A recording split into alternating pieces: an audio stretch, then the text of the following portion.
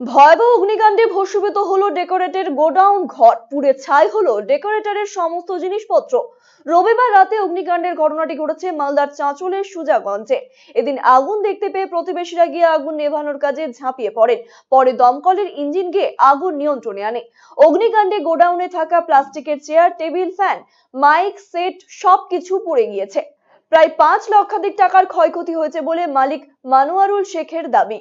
সোমবার ক্ষতিগ্রস্ত পরিবারটিকে ত্রাণ সামগ্রী তুলে দেওয়া হয় ব্লক প্রশাসনের তরফে। জানি না স্যার, হঠাৎ করে লেগে গেছে এখন। কিভাবে দেখলেন, কি বুঝলেন? বুঝে দেখছি যে দেখছি যে সব জ্বলে গেল, একেবারে শেষ। আমি পাগল হয়ে গেলাম। কি এখানে কি লাইন ছিল? না, লাইন নাই, কিচ্ছু নাই। কি কি জিনিস পুড়েছে?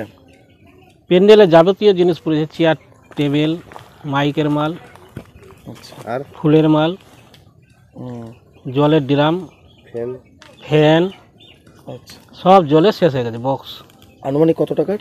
মোটামুটি 5 লাখ টাকা। আচ্ছা, কখন দেখতে পেলেন এই ঘটনাটা? এই ঘটনাটা 6টা, 6:30 নাগাদ।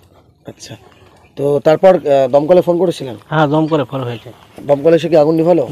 না, পাবলিকে আগুন লেগে দিয়েছে, দমকল তারপরে এসলো, একটু জল মেরেছিল। আচ্ছা।